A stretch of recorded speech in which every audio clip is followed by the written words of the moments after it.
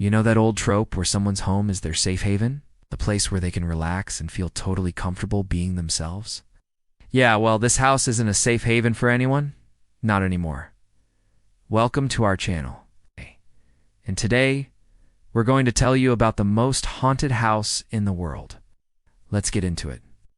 The name of this house doesn't really matter because there are so many places around the world with the exact same haunting. So we'll just call her the house. It's located in a residential neighborhood of Boston, Massachusetts. So if you ever find yourself wandering around Beacon Hill looking for a new house, be careful which one you choose. The house was constructed sometime during the late 18th century, but no one knows who actually built it or why. Records indicate that the first person to reside there was a widow named Rebecca. After her, the house had dozens of different owners, most of whom only stayed for a few years before selling it to someone else. Presumably because they couldn't take living there anymore. The house remained empty for decades until two businessmen bought it and divided it up into multiple apartments. Apparently they were trying to make a profit. And since the house was already abandoned and potentially haunted, they didn't have much to lose by doing whatever they wanted with it. But we're getting ahead of ourselves. In the early 1900s, there were 4 known residents of the house: Mrs. Palmer in apartment 3, Mr. Higgins in apartment 4, Miss Dane in apartment 5, and a Mrs. Hathaway in apartment 6. These people lived there between 1910 and 1912, and after that, the house once again became vacant and remained that way for over 30 years. It wasn't until 1946 when the next resident moved in. This time the residents were a couple, Helen and Walter. They were happy to have found such a large and cheap place to live. But they soon realized that the building's cheap rent came with an unexpected bonus. Walter would often hear scratching sounds in the walls and occasionally see shadows moving about in his peripheral vision. Occasionally, he would even hear whispers coming from the vents. Helen, on the other hand, claimed she never heard anything out of the ordinary and dismissed her husband's claims as auditory hallucinations brought on by his tinnitus. But not long after they moved in, things started to go wrong. First, Helen began experiencing strange events herself. For example, objects would suddenly fall off shelves and break, and books would randomly fly off of her husband's desk. Then strange footsteps began echoing through the house, even though the couple was always the only ones inside. Sometimes the sound would come from above them, even though no one lived in the attic. Other times, it would seem like someone was walking directly below their apartment. They also started hearing regular scratching sounds coming from the walls and doors. They'd also frequently hear chains dragging metal moans and screams.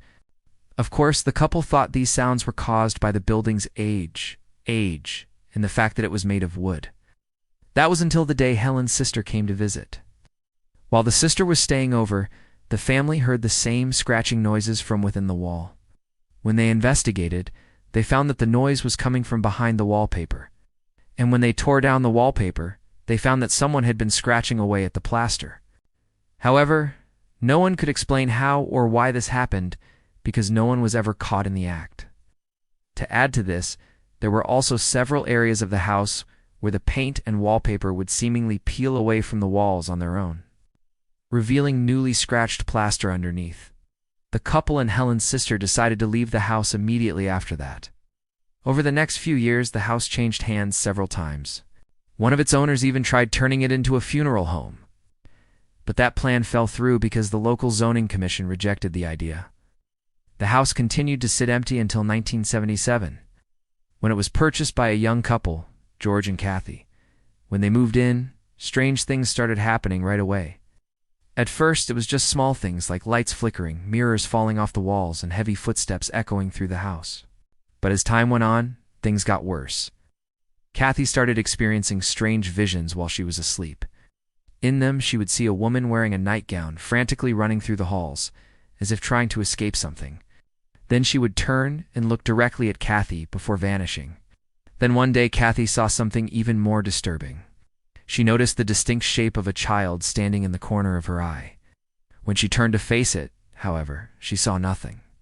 Her husband also began experiencing strange phenomena, like seeing figures standing at the foot of his bed, staring at him. He also started hearing chains dragging moans. One night he woke up in the middle of the night to what sounded like a blood-curdling scream coming from the floor above him. Because of all these strange happenings, the couple put their house up for sale. But when potential buyers toured the home, they experienced weird stuff too. Most of them chalked it up to an overactive imagination, but some actually walked out in the middle of the tour, refusing to buy the house. Eventually, though, a family bought the house and moved right in. We don't know what drove them to buy it, considering all the stories, but hey, maybe they're a fan of haunted houses. As you might expect, things didn't end well for them either. Their daughter was playing in her room when she suddenly stopped.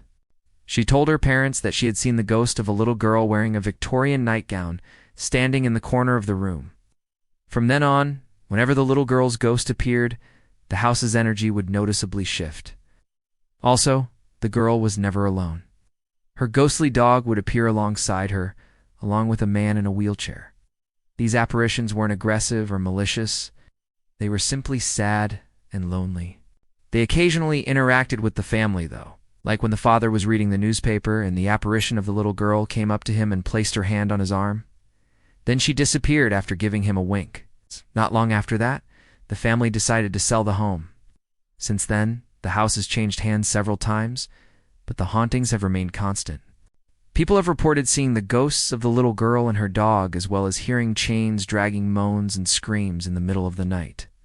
Some of the newer owners claim that the home's energy is actually quite pleasant and peaceful, despite the hauntings. We guess if you get used to it, anything's possible. Unfortunately, these stories are common in homes built before the 1950s.